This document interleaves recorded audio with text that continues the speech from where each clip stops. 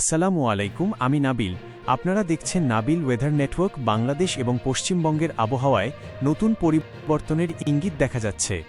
ধীরে ধীরে সক্রিয় হতে শুরু করেছে বৃষ্টিবাহী মেঘমালা, যার ফলে আগামী কয়েকদিন অঞ্চলের বিভিন্ন এলাকায় বৃষ্টিপাতের সম্ভাবনা বৃদ্ধি পাচ্ছে।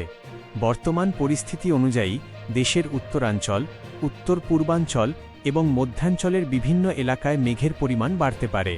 সেই সঙ্গে বিকেল ও সন্ধ্যার দিকে বজ্রসহ বৃষ্টির প্রবণতাও বৃদ্ধি পেতে পারে। পশ্চিমবঙ্গের বেশ কিছু এলাকাতেও একই ধরনের আবহাওয়া বিরাজ করতে পারে। আগামী কয়েকদিনের মধ্যে অনেক এলাকায় হালকা থেকে মাঝারি ধরনের বৃষ্টি হতে পারে।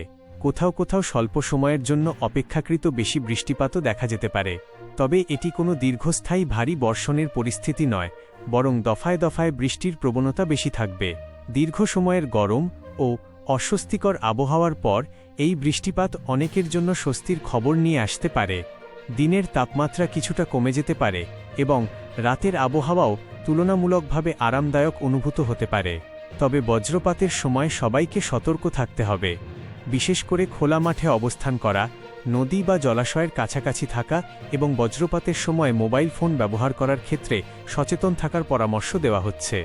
আগামী দিনগুলোতে বৃষ্টির পরিস্থিতি আরও বাড়বে নাকি কমবে, কোন অঞ্চলগুলো বেশি বৃষ্টি পেতে পারে এবং বাংলাদেশ ও পশ্চিমবঙ্গের সর্বশেষ আবহাওয়ার খবর জানতে নাবিল ওয়েদার নেটওয়ার্কের সাথেই থাকুন। ধন্যবাদ।